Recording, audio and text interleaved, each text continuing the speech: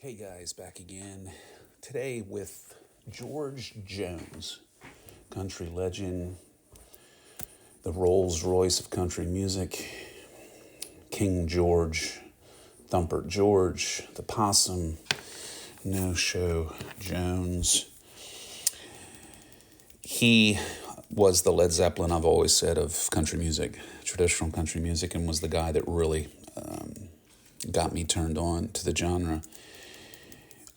Jones, Texas boy, Saratoga, Texas, along with Waylon Jennings. The great state of Texas has contributed quite a bit to country music, traditional country music, that is.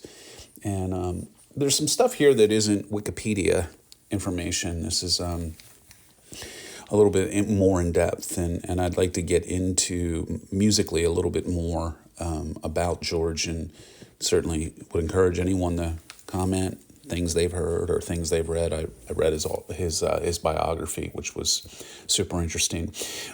When George Jones started out, he was pegged as a rockabilly guy. At least that's what his people and his representation, the direction they wanted to go with him. And when he did White Lightning, in 1959. That, interestingly enough, that song was actually written by the Big Bopper, and he did a phenomenal version of it. They were desperately trying to get George into that rockabilly, rock and roll type of. They wanted that kind of hue to his music and who he was. Later in life, he talked about how much he disliked that and wasn't really interested in that.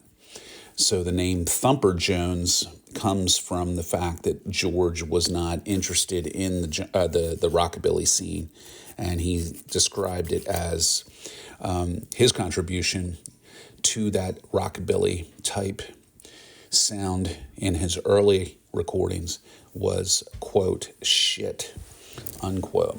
So he was always a guy that wanted to be a country music dude because he was seriously influenced by Roy Acuff and Bill Monroe. Obviously, if you lived and you were coming up through the 50s, Acuff, Roy Acuff, I think, Bill Monroe, Ernest Tubbs, these were the heavyweights. And George is named at least Roy Acuff and Bill Monroe as huge influences on him. So a guitar picker, that is a fact that is not well known. A little bit of organic info for you guys here. We have a big theater, and 4,000 seats, maybe 5,000 seats. And George Jones was making the rounds later in life and had played the theater a couple times as he advanced in years. And interestingly enough, the keyboard player, Mike Mink, that I've worked with for years and years and years in my music projects, prior to him getting involved in the rock scene, he was actually employed by the theater for about 10 years. And I guess they had there was protocol that when they had Loretta Lynn in there, they had George Jones, I saw Toto there. So they were getting, semi-big names, guys that might have been on the downside of their career a little bit. But apparently, as Mike tells the story, you could sign up to be a driver. So when these guys were in town, the theater would provide a drive around and give them a driver. So Mike had signed up, and lo and behold, he got to drive George Jones on a Sunday here in Lancaster, Pennsylvania, and his last wife, his fourth wife, Nancy, who he was with until he died.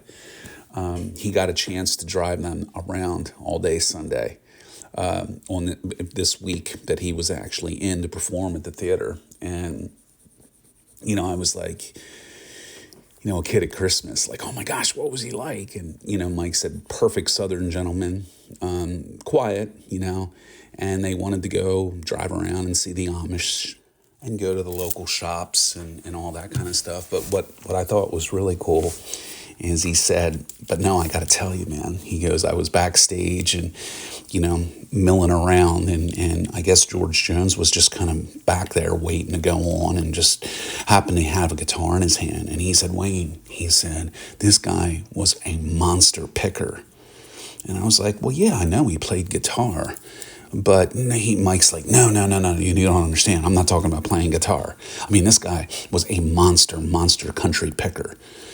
And I said, really, because all through his career, you always saw him with a guitar in his hands. You always saw him up there kind of strumming around. But as much as I looked at those old live recordings and as much as I've, checked out his music, you just don't even see him credited as playing. But I guess back then they were more interested in saying, okay, you're the front man, you're the singer, we're not going to get you mired in the playing and whatnot. You're going to be you're going to be the star. You're going to be the country singer star. And I guess they thought that was a distraction. I don't know.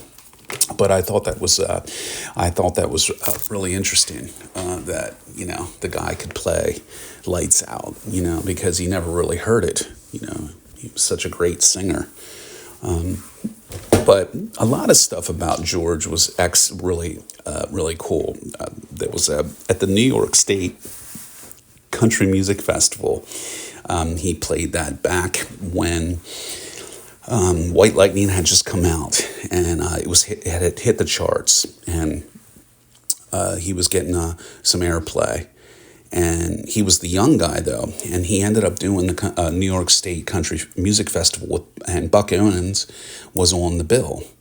So apparently this was in his book, it got really heated backstage because George was saying, I'm not, you're going on first. You're opening for me. I'm going up last. And Buck Owens was incensed and was like, you punk, who do you think you are? Because, Buck Owens had established himself up to that point. George was the new guy, but George's argument was like, look, man, I got a hit. You're opening up for me. So apparently it just about came to blows backstage because Buck Owens was super pissed off. But they managed to pull George aside and say, hey, look, just go out, And so George begrudgingly went out to start the show and open up. And, with Buck, what's interesting is back then, a lot of you guys might know this, these guys used the same backing band. So I think that Buck Owens' guys were called the Buckaroos, and George's guys were called the Jones Boys. But apparently they were using the same backing band.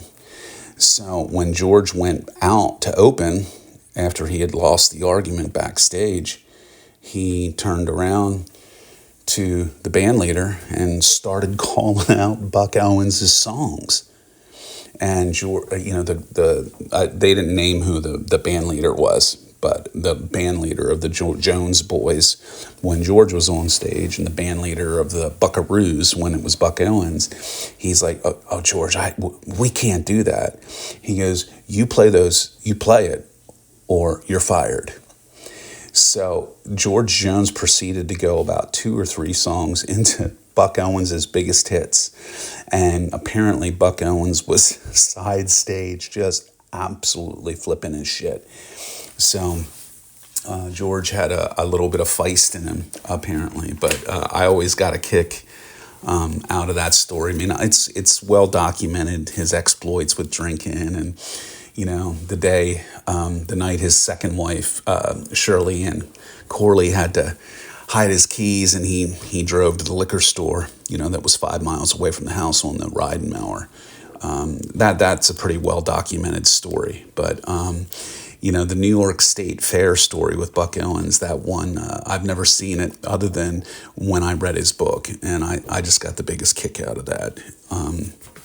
But obviously George was known as a phenomenal singer, and his phrasing art, it caused fits for a lot of the people that did duets with him, namely Tammy Wynette, talked about having to have George do his part first. So because she couldn't follow him, he would always phrase the words and differently. So every time he sang it, she's trying to follow him on Golden Ring and obviously Take Me and all the great duets they did together. But almost demanded that George, he's got to lay his track down first because that's the only way she could follow him. So champion Fraser, and it was intuitive, it seems, for him. The other well-documented thing is he wasn't a big fan of He Stopped Loving Her Today, and but what struck me about that tune is when that was recorded, the monologue part where he goes into the, he's bereaved over the loss of his love and all that kind of stuff. When he goes into that monologue part, he was so shit-faced when they recorded that they had to record each word independently. I forget the number of tracks that they did when he did that monologue part, but when they recorded it, apparently they were up against the deadline and they had to get it done. And George was just drunk as a skunk, but they had to paste almost word by word that whole monologue part until they got what they wanted. So, definitely a troubled guy, and he was. By February 1979, he was actually living in his car and homeless. And I guess on top of the drink and the booze that he always had a hard time with, he got into the cocaine in the 70s. And then things really, really went south for him. I think there's a misconception with these Bible Belt old country guys. You think the late 80s guys were doing blow and getting gacked out to beat the band. And, those Nashville guys, man, I remember seeing a picture of Bonnie, Raitt, Lowell, George, and the guys from Little Feat sitting, at some bar down in Nashville, doing cocaine off the bar, So I think, that excess was not relegated to just, the late 80s hair guys, because George Jones was snorting just mountains and mountains of cocaine through the mid to late 70s, was actually institutionalized in a straitjacket for a few days. And like I said earlier, homeless by February of 1979, living in his car. He was didn't weigh 100 pounds, apparently. So, but he came around. He had his comeback and turned the corner. And his last wife, Nancy, really did a lot to clean him up and put him on the straight and narrow. So, kicking myself for missing him when he was locally here a couple times at that theater I talked to you about earlier.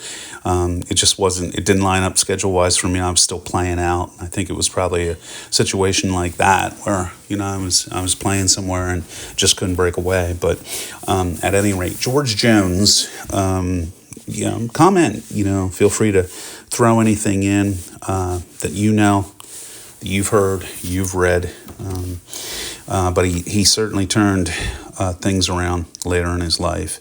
When I read his book, he talked about, I've been sober for Nancy's gotten me sober, and at the time of the writing of that book, I think he was touting like 2 years sober, 3 years sober, something like that. And he was quoted in the book as saying, I've been sober for 3 or 4 years now. I just have a beer occasionally, And I had to reread that part. I'm like, what? And kind of went back a couple sentences and I'm like, yeah, I read that right.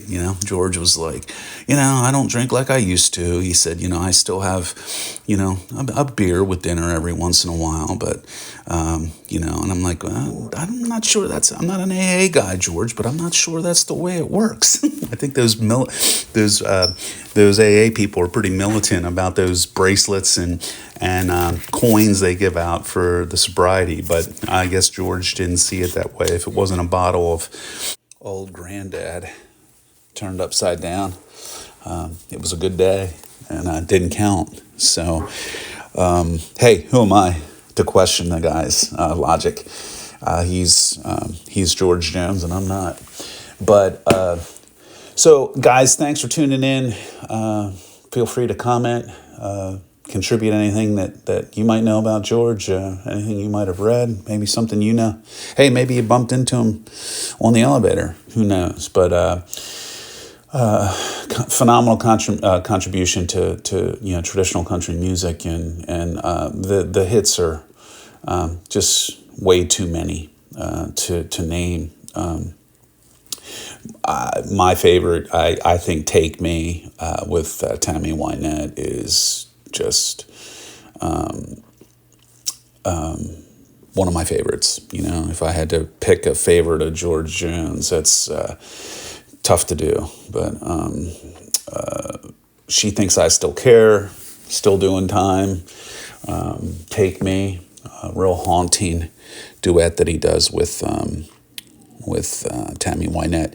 When Robert Plant did the project with Alison Krauss, "Raising Sand," I know that they had a big heavyweight producer that was instrumental in putting those two together. And Robert Plant tells the story of how "Take Me" was initially brought to their attention as possibly something that Allison and Robert Plant could redo. And Robert Plant is quoted as saying, after I listened to it, I figured there was no reason for me to get on the plane. So high praise from Robert Plant. George Jones.